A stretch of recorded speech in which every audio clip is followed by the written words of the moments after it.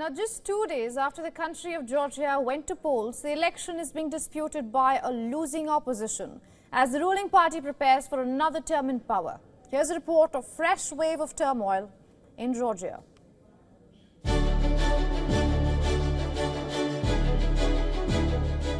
The iconic Freedom Square in Tbilisi is gearing up for a political standoff. The pivotal parliamentary elections in Georgia are being contested by the opposition. Leaders are crying foul over the result that the ruling Georgian Dream Party has already claimed.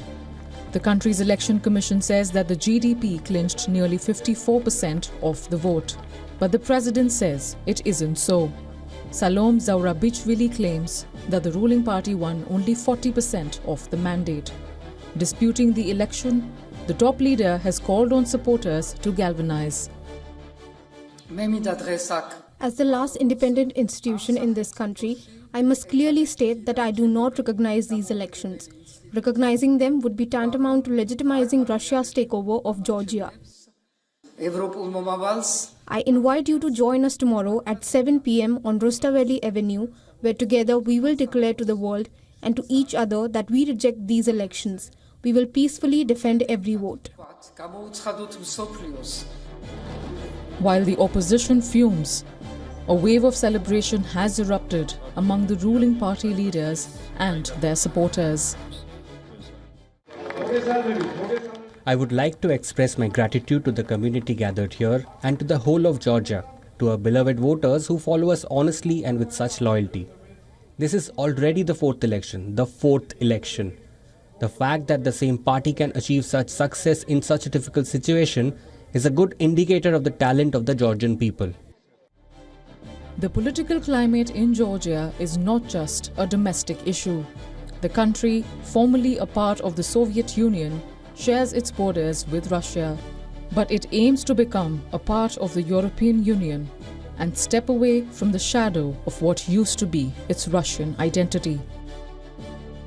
For more than 2 years, Georgia is grappling with the spillover of the ongoing Russia-Ukraine war, its location making the election more pivotal for the country's stability.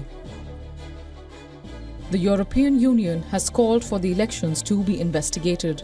The bloc demanded a probe after the pro-Russia ruling party claimed victory. But European election observers said that they registered incidents of vote buying, voter intimidation and ballot stuffing. Here we have made it clear that the EU expects the Georgian Central Election Commission and other relevant authorities to fulfill their duties, to swiftly, transparently and independently investigate and adjudicate electoral irregularities and allegations thereof. Those irregularities must be clarified and addressed. Russia has been dragged into the political turmoil in Georgia, with the opposition saying that Moscow influenced the mandate. But the Kremlin has lashed out at the West, saying outside parties are trying to destabilize Georgia. As the rift between opposing sides grows wider, the next few days will be critical in determining what lies ahead for the Eurasian country. Bureau Report, WION World is One. Now, correspondent Will Denslow is joining us live from Brussels. Will, good to see you. Clearly a lot is happening in Tbilisi. How is Brussels looking at it? Well, there's certainly a lot of trepidation as far as Brussels is concerned, and it was seen as a vote that could have major ramifications for Georgia's aspirations of joining the European Union. Polling suggests that a vast majority of Georgia could make that a far more distant possibility, considering the fact that Georgia's accession bid was essentially frozen in recent months amid allegations of democratic backsliding.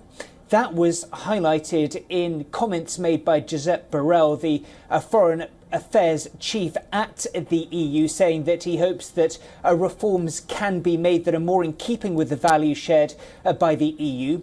And when it comes to the integrity of this election we saw over the weekend, Josep Borrell says that he wants these irregularities to be clarified and addressed as soon as possible. We've heard from some MEPs here in Brussels that have said that intimidation was everywhere. So a strong response from some lawmakers. However, there is certainly not a unified voice among leaders in the European Union. Viktor Orban, Hungary's Prime Minister, has come out and said that it was an overwhelming victory for the Dream Party in Georgia, and he's even made a trip to Tbilisi to congratulate the party as well. All right, Will, thank you so much for all those updates from Brussels. For all the latest news, download the WION app and subscribe to our YouTube channel.